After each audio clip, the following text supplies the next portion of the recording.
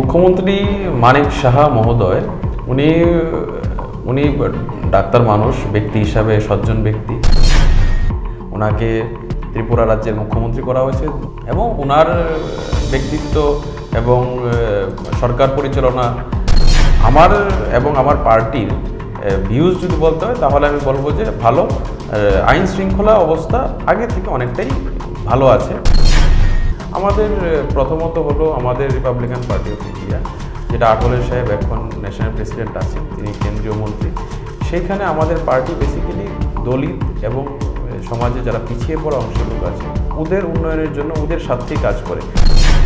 আমাদের পার্টির ওয়ার্কের উদ্দেশ্য এটা না, কাজের উদ্দেশ্য এটা না যে ওই রাজ্যে আমাদের বিধানসভায় ঢুকে পড়তে হবে, আমাদের লোকসভায় ঢুকে পড়তে হবে। এখন আমি বর্তমানে পশ্চিমবঙ্গের কোঅর্ডিনেটর হিসাবে দায়িত্ব পালন করছি, আর এছাড়া কেন্দ্রীয় কমিটির সদস্য হিসাবে আমি ওয়েস্ট বেঙ্গলের দায়িত্বটা পেয়েছি, আর ত্রিপুরা রাজ্য সভাপতি তো আছি। ওয়েস্ট বেঙ্গলে আমার স্বল্প অভিজ্ঞতা থেকে আমি বলছি যে ভালো কিছু অবশ্যই করে দেখাবো পশ্চিমবঙ্গের জনগণের জন্য।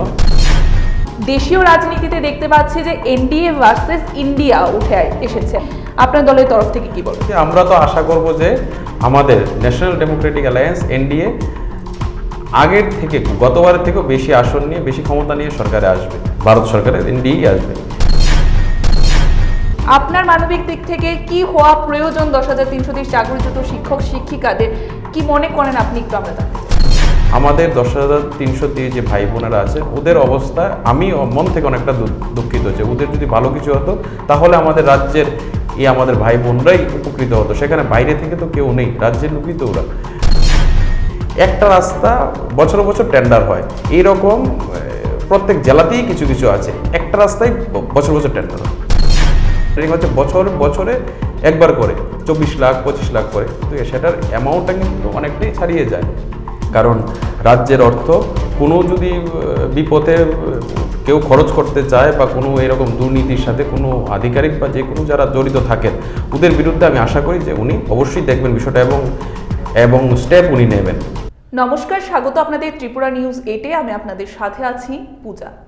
প্রতিনিয়ত আমরা রাজ্য রাজনীতির বেশ কিছু বিষয়ে আপনাদের সাথে আলোচনায় থাকি। যেহেতু রাজনীতিতে এমন কিছু বিষয় থাকে যাকে নিয়ে জনগণের মনে নানান প্রশ্ন থাকে, বিভ্রান্তির সৃষ্টি হয়, সেগুলির স্পষ্টীকরণ তুলে ধরতে আমরা প্রতিনিয়ত রাজ্যের বুকে যারা নেতৃত্বরা রয়েছেন, যারা জনপ্রতিনিধি আপনাদের, তাদের সাথে আমরা আলোচনায় থাকি। সেই বিষয়গুলোকে নিয়ে তাদের কি প্রতিক্রিয়া রয়েছে সেগুলো তুলে ধরার চেষ্টা করি। আজকে সেই অনুযায়ী এই মুহূর্তে আমরা আমাদের স্টুডিওতে পেয়ে গেছি যিনি রিপাবলিকান পার্টি ত্রিপুরা রাজ্যের সভাপতি রয়েছেন, অর্থাৎ সত্যজিৎ দাস স্যারকে। স্যার, প্রথমেই স্বাগত আপনাকে ত্রিপুরা নিউজ 8-এ।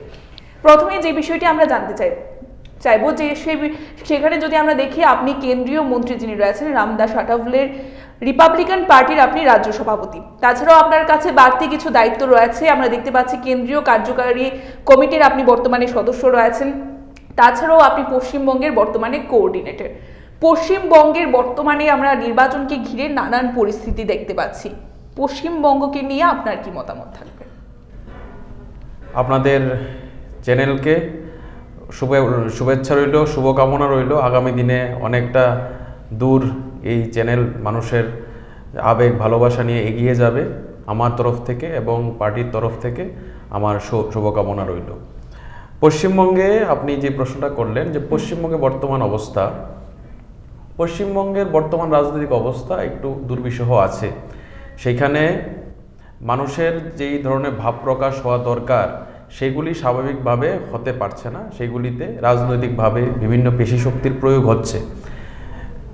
শহরে যতটা না হয় কলকাতার মধ্যে, এর থেকে একটু দূরে যদি আমরা যাই, যেমন জেলাগুলিতে যদি দেখি যে পশ্চিম বর্ধমান, তারপর মেদিনীপুর, বাঁকুড়া, এইসব যে দিকগুলি আছে, মালদা, মুর্শিদাবাদ, সেদিকে অনেকটাই প্রবলেম আছে। শহরে হয় না, কিন্তু সাইডে হয়, হাওড়া থেকেই হয়। তো সেইখানে রাজনীতিতে মানে কি, রাজনীতি ধরুন আমরা চাই যে একটা সুষ্ঠু পরিবেশে হোক, কিন্তু সেটা সুষ্ঠু পরিবেশে হয় না। রাজনীতি মানেই ভায়োলেন্স। এটা আসলে আমরা চাই না যে রাজনীতি মানে ভায়োলেন্স এই শব্দবন্ধ প্রয়োগ হোক, কিন্তু এখন বর্তমানে সেটাই সবচেয়ে বেশি দেখা যাচ্ছে। কিছুদিন আগে পঞ্চায়েত ইলেকশনে আপনারা দেখেছেন, পঞ্চায়েত নির্বাচন হয়েছে পশ্চিমবঙ্গে। সেখানে অনেক ক্ষেত্রে আমরা লক্ষ্য করেছি যে বিভিন্ন রাজনৈতিক দল কেউ কেউ থেকে কম যায়নি, সবাই মিলে এখানে যতটুকু পারে ভায়োলেন্স করার চেষ্টা করেছে, কেউ বড়দের চেষ্টা করেনি, সবাই এগিয়ে এসেছে, মারপিট সব কিছু করেছে। এর জন্য একটা দল দায়ী নয়, এর জন্য অনেক কটা দল দায়ী আছে। সবাই মিলে কেউ রাজনৈতিকভাবে লাভালাভির প্রশ্নে, প্রচারের প্রশ্নে সবাই এগিয়ে আসে এবং এসে মারপিট করে, সেখানে একটা ভায়োলেন্স ক্রিয়েট করে। তো আমি চাইবো যে সেটা যেন না হয়। এবং আমাদের দল পশ্চিমবঙ্গে কাজ করছে অনেক দিন ধরে, বিগত 2 বছর ধরে ভালোভাবে পশ্চিমবঙ্গে কাজ করছে। এবং কোনো এক সময় আমাদের ওইখানে লোকজন অনেকটাই ছিল, কিন্তু মাঝখানে একটা ব্রেক হয়ে গেছিল। এখন আমি বর্তমানে পশ্চিমবঙ্গের কোঅর্ডিনেটর হিসেবে দায়িত্ব পালন করছি। আপনার বেশি দিন হয়নি, কি জাস্ট আমার এই মাসেই হয়েছে 15 তারিখে। তাই আমার তো জাস্ট শুরু এখানে পশ্চিমবঙ্গে। আর এছাড়া কেন্দ্রীয় কমিটির সদস্য হিসাবে আমি ওয়েস্ট বেঙ্গলের দায়িত্বটা পেয়েছি, আর ত্রিপুরা রাজ্য সভাপতি তো আছি। ওয়েস্ট বেঙ্গলে আমার স্বল্প অভিজ্ঞতা থেকে আমি বলছি যে ভালো কিছু অবশ্যই করে দেখাবো পশ্চিমবঙ্গের জনগণের জন্য। আমি ত্রিপুরার ছেলে, বাঙালি, এবং পশ্চিমবঙ্গ আমাদের বাংলা ভাষাভাষী, তাই সেখানে ভালো কিছু যদি করতে পারি সবার আশীর্বাদে, সেটাই একটা মাইলস্টোন হয়ে থাকবে। বর্তমানে ত্রিপুরা রাজ্যের দিকে নজর রাখবো। এডিসি হচ্ছে একটি গুরুত্বপূর্ণ এরিয়া বললেই চলে, এবং এডিসির যে অ্যাডভাইজার, আমরা জানি যে মন্ত্রিসভার অনুমোদন ছাড়া ওনার নিয়োগ সম্ভব নয়। এবং সেক্ষেত্রে আমরা দেখতে পাই যে এডিসির অ্যাডভাইজার ক্যাপ্টেন GS রাঠিকে নিয়ে আপনাদের দলের তরফ থেকে একটি RTI রিপোর্ট সেখানে ফাইল করা হয়। এ বিষয়ে আপনার প্রতিক্রিয়া কি থাকবে? আপনি এই বিষয়ে কতটুকু জানেন? তথ্য জানার অধিকার আইন অনুসারে আমাদের জিতেন দেববর্মা, যিনি আমাদের রাজ্যের সাধারণ সম্পাদক পার্টির, উনি একটা RTI করেছেন, কিন্তু RTI কপিতে উনি একজন ব্যক্তি হিসাবে তথ্য জানতে চেয়েছেন। জিতেন দেববর্মা একজন ব্যক্তি, এবং ওনার অধিকার আছে TTI-DC-তে কি হচ্ছে সেটা সম্বন্ধে জানা, কারণ উনিও একজন ভূমিপুত্র জনজাতি। সেই হিসাবে ওনার কোনো বিষয়ে ত্রুটি লেগেছিল, যে ওনার জানার ইচ্ছে এবং ওনার সঙ্গে যারা আছে ওনাদের জানার ইচ্ছে, পার্টির জানার ইচ্ছে, সেই হিসাবে উনি একটা RTI ফাইল করেছেন। সেখানে উনি ব্যক্তি হিসাবে RTIটা জমা হয়েছে TTI-DC-র অ্যাডমিনিস্ট্রেশনের কাছে। সেখানে জানতে চাওয়া হয়েছে যে অ্যাডভাইজার যিনি আছেন ক্যাপ্টেন GS রাঠি, ওনাকে TTI-DC অ্যাডভাইজার হিসাবে নিযুক্তি দিয়েছে। সেখানে কি কি মানে নিয়ম নীতি মানা হয়েছে, কি বেঞ্চমার্ক মানা হয়েছে, সেই বিষয়ে ওনার কিছু ক্লিয়ারিফিকেশন উনি চেয়েছেন। আমরা এই বিষয়ে আমার কথা হয়েছে জিতেন দেববর্মা, ওনার সাথে আমার কথা হয়েছে, এবং যারা সেটাকে নিয়ে কাজ করছেন ওনাদের সাথেও আমার কথা হয়েছে আমাদের পার্টির মধ্যে, কারণ এখানেও তো দায়িত্ব বন্টন করা আছে, কে কি কাজ করছে না করছে, সে কথা হয়েছে। দেখা যাক, এখন RTI জমা হয়েছে কিন্তু উত্তর তো এখনো আসেনি। উত্তর আসলে দেখা যাবে যে ওনাকে কীভাবে কি বেঞ্চমার্ক অনুসারে ওনাকে নেওয়া হয়েছে না কি হয়েছে, সেটা দেখতে হবে উত্তরটা আসলে RTI-এর। আর এছাড়া আমার কাছে যতটুকু খবর যে অ্যাডভাইজার নিয়োগ করে ওনাকে বিভিন্নভাবে যদি সুযোগ সুবিধা দেওয়া হয়, সেগুলি একবার মন্ত্রিসভায় অনুমোদন করতে লাগে, এবং এগুলি বা রাজ্যপালের অনুমতি লাগে। তো এখানে কি ধরনের অনুমতি নেওয়া হয়েছে তা আমি জানি না। আর সেখানে বিষয়টার রাজ্য সরকারের অধীনস্থ, রাজ্য সরকারের সাথে সাথে বিষয়টা হলো এডিসির আওতাধীন।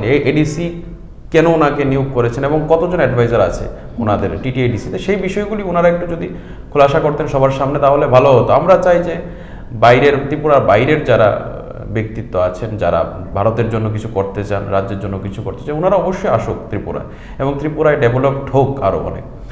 কিন্তু কোনোভাবেই সেটা যেন বেআইনিভাবে না হয়, বা কোনোভাবে আমাদের রাজ্যের কোষাগারের অর্থ যেন অপচয় না হয়, অপব্যবহার না হয়, সেই বিষয়টাই। আর এছাড়া কোনো মানে উদ্দেশ্য পার্টিরও নেই, কোনো ব্যক্তিগত কারোরও সেখানে নেই।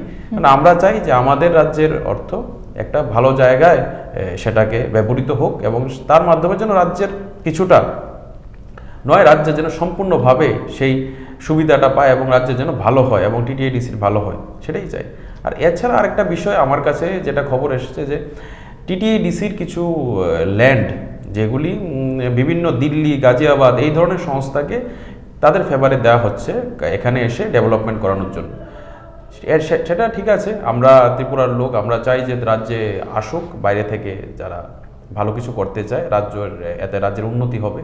কিন্তু এর পাশাপাশি সেটাও খেয়াল রাখতে হবে আমাদের রাজ্যের যারা ছেলে মেয়ে আছে, যারা জনজাতি আছে, ভূমিপুত্র আছে, তাদেরকেও তাদেরকেও স্বনির্ভর হতে হবে এবং তাদের স্বনির্ভর হওয়ার জন্য তারা যেসব আবেদন করে রেখেছেন তাদের বিষয়গুলি কোনোভাবে নজরআন্দাজ করা হচ্ছে, কোনোভাবে দেওয়া হচ্ছে না, রাজনীতিগত কারণ হোক, সামাজিক কারণ হোক, যেই কারণেও ওদের দেওয়া হচ্ছে না।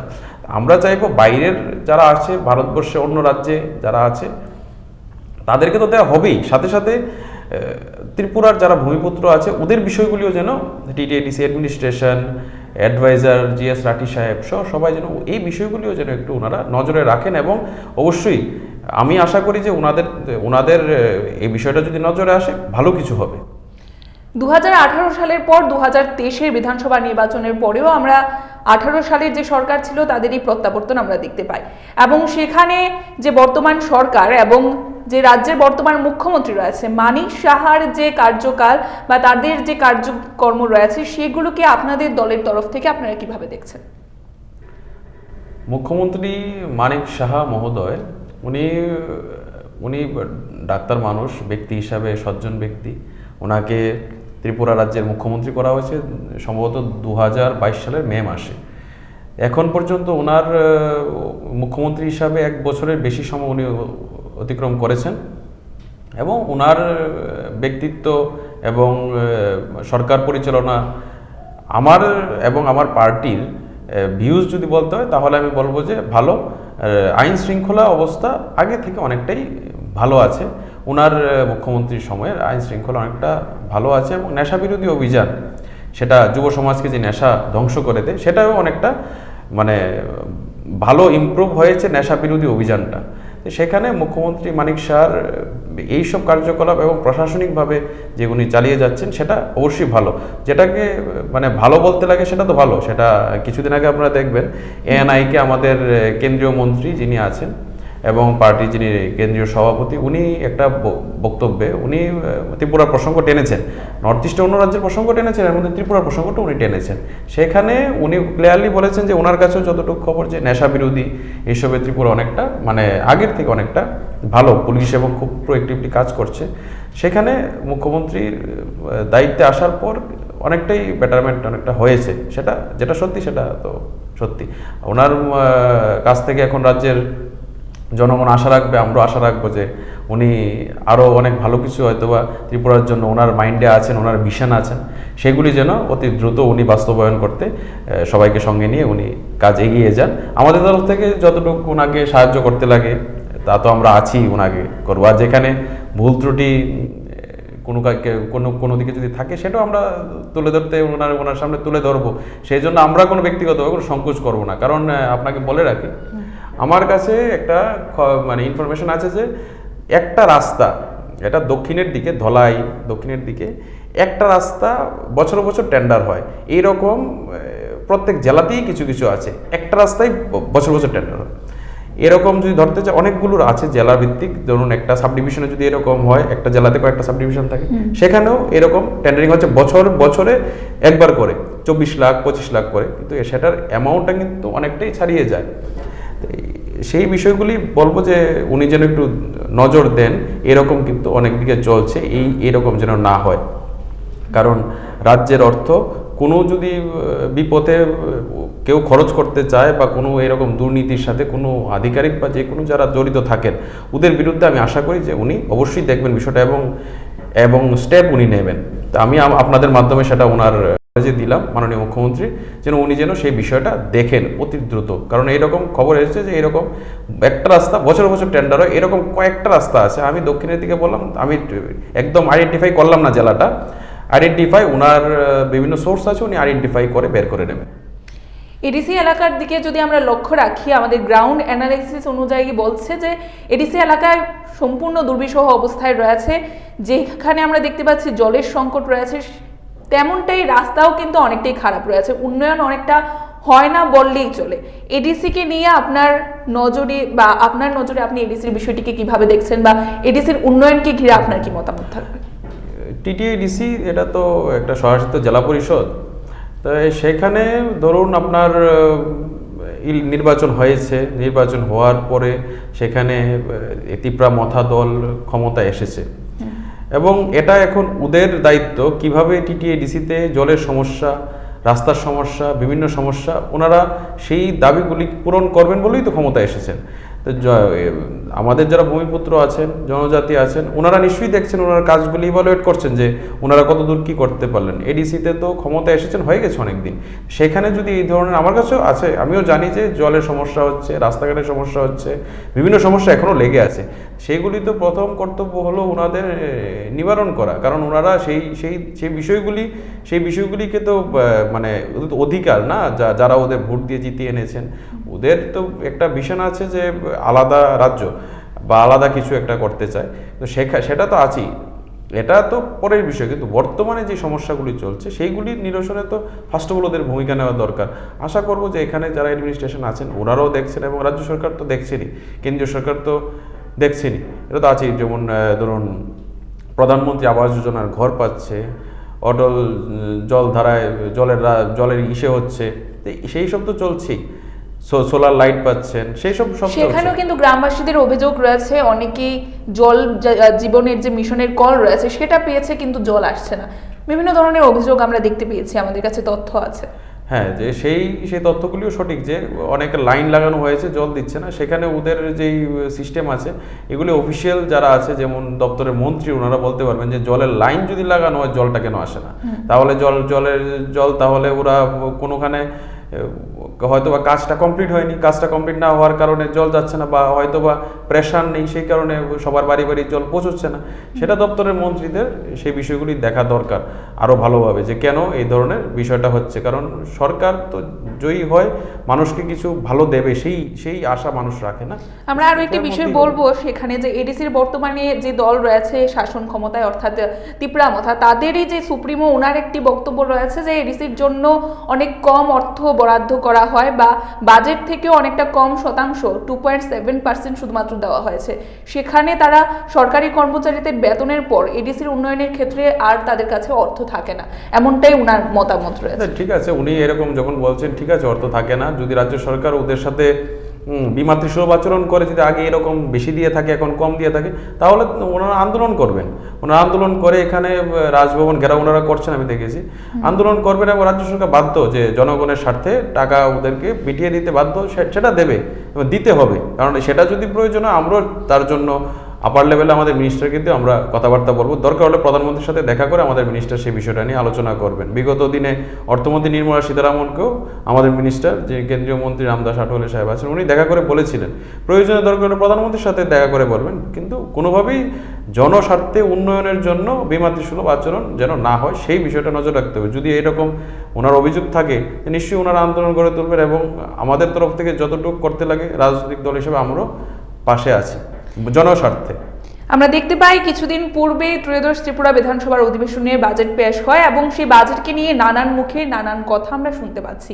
বাজেটকে আপনাদের দলের তরফ থেকে, আপনি রাজ্য সভাপতি রয়েছেন, এই বাজেটকে আপনি কতটুকু জনমুখী বলে মনে করেন? না, রাজ্য সরকারের যে বাজেট এনেছে, যে বাজেট রেখেছে, সেটা জনমুখী। কারণ সরকার তো চায় না জনগণের, সরকার এটা ইচ্ছা যে জনগণের একটা ভালো কিছু করা, এবং মুখ্যমন্ত্রী মানিক শাহর নেতৃত্বে সরকার চলছে, এবং সরকার জনমুখী সরকার চলছে, এবং জনগণের ভালো কিছু করার জন্যই বাজেট আনা হয়েছে। সেখানে জনস্বার্থ বিরোধী তো কোনো কিছু নেই, যা হয়েছে জনগণের জন্যই হচ্ছে, আমাদের জন্য হচ্ছে, আপনাদের জন্য হচ্ছে, সকলের জন্য হচ্ছে, সেটাতে কোনো নিঃসন্দেহ, সেটাতে কোনো মানে অভিযোগ নেই।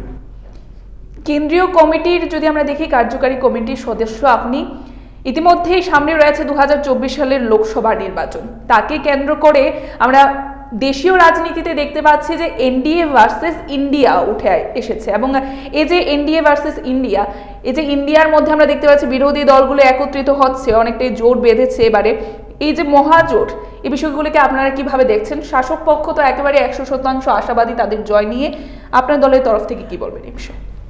শাসক পক্ষ যদি আপনি ধরেন, তাহলে এনডিএর যে শরিক দল আছে, সেই এনডিএ শরিক দলের মধ্যে আমাদের দলও আছে। সেইখানে সেই দলের প্রথম 15 জনের মধ্যে এখন আমিও আছি। দেশের মধ্যে আমাদের এই দলের যদি প্রথম 15 জন থাকে, এর মধ্যে আমি আছি। তো সেখান থেকে বলতে গেলে যে আমরা তো আশা করব যে আমাদের ন্যাশনাল ডেমোক্রেটিক অ্যালায়েন্স এনডিএ আগের থেকে, গতবারের থেকেও বেশি আসন নিয়ে, বেশি ক্ষমতা নিয়ে সরকারে আসবে। আর এর মধ্যে ওনারা যেই একটা গঠন করেছে, সেটা ছিল প্রথম ইউপিএ, এখন এটার নাম দিয়েছে ইন্ডিয়া।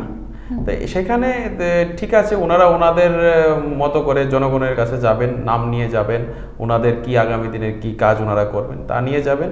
আর আমরা তো সব দেখে এসেছি না, এতদিনের 2G স্পেকট্রাম থেকে শুরু করে সব কিছু দেখে এসেছি ওনাদের সময়ে।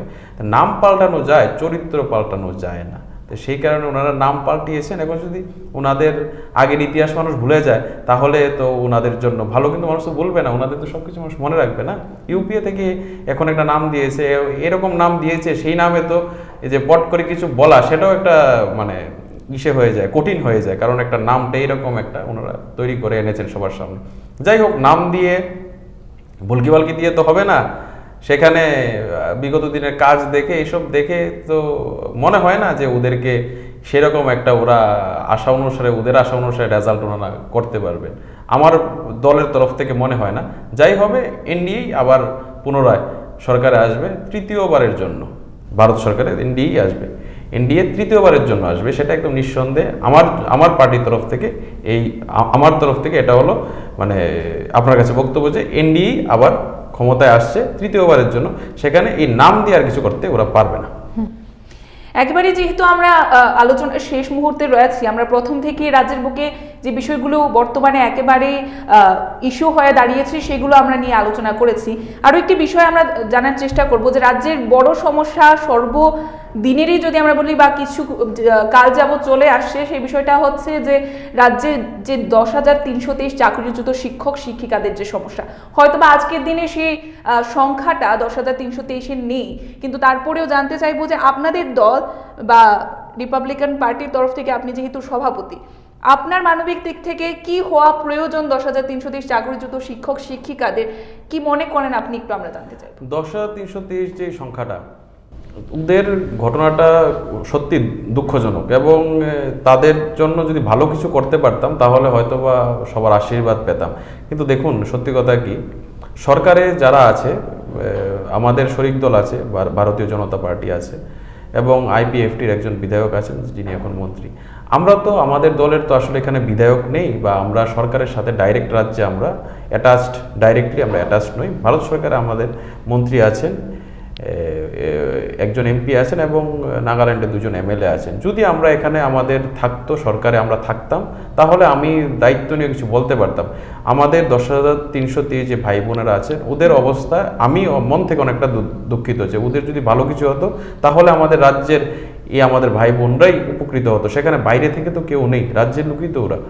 যদি সরকার চায়, যদি কিছু করে সামনের দিনে, আমি অন্তত অনেকটাই ব্যক্তিগতভাবে এবং পার্টির তরফে অনেকটা খুশি হব। এবং ওদের অনেকটাই আমি দেখছি, আমার কি বলবো, সামাজিক মাধ্যমে যে আমরা দেখতে পাচ্ছি ওদের অনেকে মানে অসময়ে ওদের প্রাণ যাচ্ছে। কিন্তু সেটা না হওয়া উচিত ছিল। যে 10,323 এটা একটা মানে কি বলবো, সেটা ধরুন যে ওনারা আমাদের ভাই বোন বা সমাজেরই তো ওনারা আমাদের, ওদের জন্য যদি ভালো কিছু হয় তাহলে সবার জন্য সেটা ভালো হতো। আশা রাখবো যদি সরকার যদি কিছু ওদের জন্য ভালো কিছু করে, বা ধরুন 10,323 যে সংখ্যাটা এখন কমে গেছে, ওদেরকে ধরুন শিক্ষকতা চাকরি যদি না হয়, আইনত কোনো জটিলতা আটকে যায়, তাহলে ওদের জন্য সাবস্টিটিউট কোনো ব্যবস্থা যদি সরকার করতে পারে তাহলে হয়তো অনেকটা ভালো হবে। আরও একটি বিষয় জানতে চাইবো যে রাজ্যের বুকে বর্তমানে রিপাবলিকান পার্টি কিভাবে কাজ করছে ভারতবর্ষের বুকে। আমাদের প্রথমত হলো আমাদের রিপাবলিকান পার্টি অফ ইন্ডিয়া, যেটা আঠোলে সাহেব এখন ন্যাশনাল প্রেসিডেন্ট আছেন, তিনি কেন্দ্রীয় মন্ত্রী। সেইখানে আমাদের পার্টি বেসিক্যালি দলিত এবং সমাজে যারা পিছিয়ে পড়া অংশের লোক আছে ওদের উন্নয়নের জন্য ওদের স্বার্থেই কাজ করে। যেখানে ডিপ্রাইভ সেকশন, যেখানে ধরুন এট্রোসিটিস বা যে নৃশংসতার শিকার হবে বা ওনাদের উন্নয়নে কোনো বাধা বিঘ্ন আসবে, সেখানে আমাদের পার্টি ওয়ার্ক করে। আমাদের পার্টির ওয়ার্কের উদ্দেশ্য এটা না, কাজের উদ্দেশ্য এটা না যে ওই রাজ্যে আমাদের বিধানসভায় ঢুকে পড়তে হবে, আমাদের লোকসভায় ঢুকে পড়তে হবে, বা আমাদের সেখানে একটা এডিসি বা ডিস্ট্রিক্ট কাউন্সিল বা যে কোনো কিছু ধরুন অটোনোমাস বডি সেখানে গিয়ে ঢুকে পড়তে হবে, সেই উদ্দেশ্য আমার না, আমাদের দলের না। আমাদের দলের উদ্দেশ্য হলো ডিপ্রাইভ সেকশন, যারা যেই সেকশনটা আছে এসটি, এসসি, ওবিসি, ওদের জন্য কাজ করা এবং ওদের স্বার্থে আমাদের কথা বলা, এবং ওদের যে আওয়াজ সেটা দিল্লি পর্যন্ত তুলে ধরা, রাজ্য সরকারের পর্যন্ত তুলে ধরা। এবং আপনারা দেখবেন ওয়েস্ট বেঙ্গল, কলকাতায় নবান্ন পর্যন্ত আমি তুলে ধরে এই বিষয়গুলিকে ছাড়বো, যে যেখানে যেখানে এদের উন্নয়ন থমকে আছে সেই বিষয়গুলি আমি ওয়েস্ট বেঙ্গল নবান্ন পর্যন্ত তুলে ধরবো। যদি সেখানে সেন্ট্রাল মিনিস্টার ইনভলভমেন্ট করতে লাগে তাও আমি করব। কিন্তু আমাদের সমাজ যারা পিছিয়ে পড়া অংশ আছে তাদের জন্য আন্দোলন আরও শক্ত হবে। সেখানে বিধায়ক জিতে আসা, সরকারে থাকা, সেখানে এমপি হওয়া সেটা বড় বিষয় না, জনগণের জন্য কাজটাই বড় বিষয়। একেবারে শেষ মুহূর্তে দাঁড়িয়ে আপনি ত্রিপুরাবাসীর উদ্দেশ্যে কি বার্তা রাখবেন? ত্রিপুরাবাসীর উদ্দেশ্যে এই বার্তা রাখবো, আমরা জনগণের জন্য কাজ করছি এবং ওনারা অবশ্যই দেখছেন। আগামী দিনে আমাদের ওনারা ভালোবাসবেন, আশীর্বাদ রাখবেন, আমাদের প্রতি আশা রাখবেন, ভরসা রাখবেন, আমরা যেন আরও ভালোভাবে জনগণের জন্য কাজ করতে পারি। আমি ব্যক্তি হিসাবে না, আমাদের দলগত হিসাবে যেন আপনারা একটা আমাদের প্রতি ভালোবাসা রাখবেন, যেন আমরা আপনাদের জন্য অনেকটা ভালো কিছু করতে পারি। অসংখ্য অসংখ্য ধন্যবাদ স্যার আপনাকে গুরুত্বপূর্ণ সময় থেকে আমাদেরকে সময় দেওয়ার জন্য। এবং বলা যেতে পারে যে রাজ্যের বুকে যে বিষয়গুলো উঠে আসছে বর্তমানে, সেগুলোকে নিয়ে আমরা আলোচনায় ছিলাম।